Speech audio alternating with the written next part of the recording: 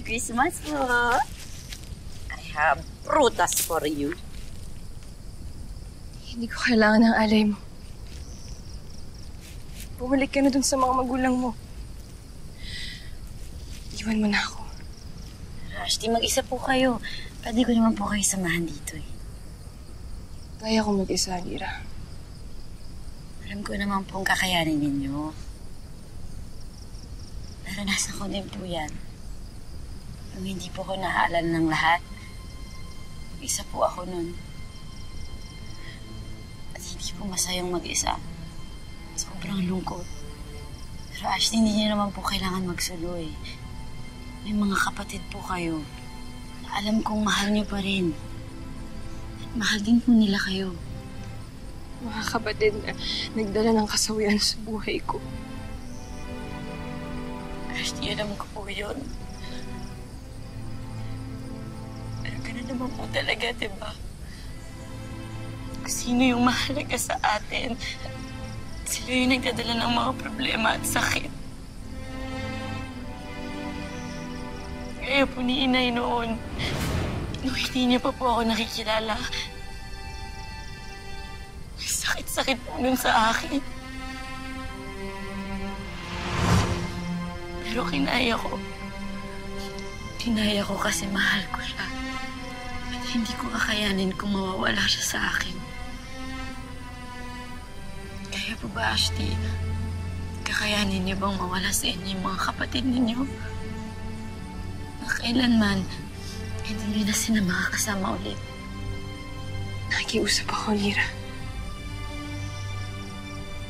Umalis ka na. Iwan mo na ako.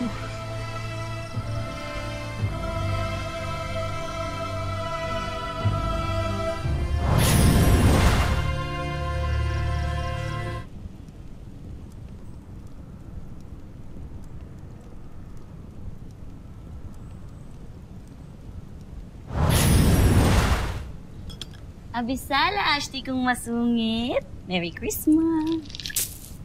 Nasaan si Mira? Bakit hindi mo siya kasama? Kasi po... Kasi kinasusuklaman ako ng aking anak. At nakatitiyak ako na sinisiraan niyo akong lahat sa kanya. Uy, Ashti, grabe ka naman magbintang, wagas. Hindi po namin kayo sinisiraan. At lalong hindi po kayo kinasusuklaman ni Mira. May hinanakit po, oo. Pero hindi po dahil sinisiraan namin kayo, no? Kasalanan niyo yun eh. Di ba nga, pinabayaan niyo siya nun? Kasi inuna niyo yung ambisyon niyo. And wala nga kayong pakialam sa kanya dati. Tapos kami pa isisisihin mo, sinisiraan ka namin. Hello, sabat. Hindi ka na dapat nagpunta pa rito kung susumbatan mo lang din ako.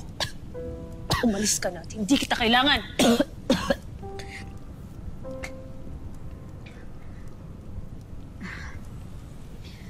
Patawad po, Ashti. Sa mga sinabi ko. Pero, hindi pa naman po huli. Para makabawi kayo sa anak niyo. At lalong-lalo na para sa pagkakataong ito, unahin niyo na po ang kapakanan ng Encantadia bago ang sarili ninyo.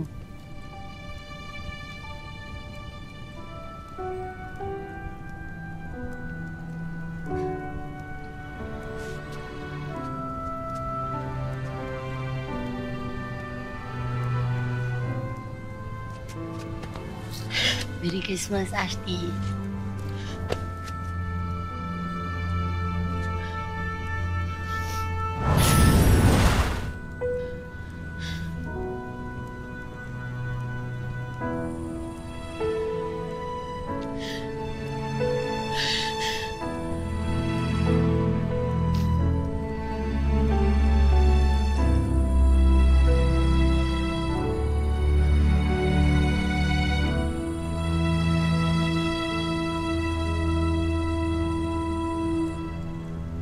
Mahal na Emre. Tulungan niyo po ako. Hirap na po ako. Kaya nagsusumamo ako sa inyo.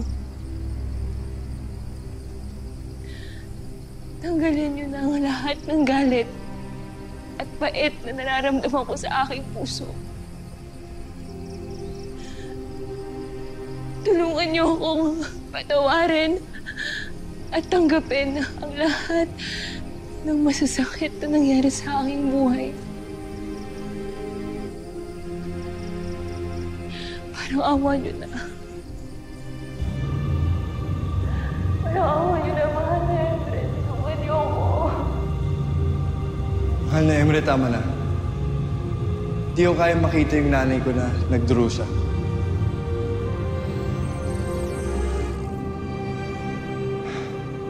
Nagmamakaawa sa'yo na tulungan mo siya. Tanggalin mo yung galit at sakit na naramdaman niya. Hindi ko na kailangan gawin yan, Kyle. Dahil ito ay ginagawa na ni Elena. Kinikilala niya ng may galit at sakit siyang nararamdaman. At kinikilala niya rin na ito ay hindi makabubuti sa kanya. Kaya tinitiyak ko sa iyo na patungo na siya sa landas ng paggaling at kaliwanagan. Kagaya rin siya ni Perena, napatid kong nag-iisip na rin na may mga kulang sa buhay nila bukod sa minimiting kapangyarihan.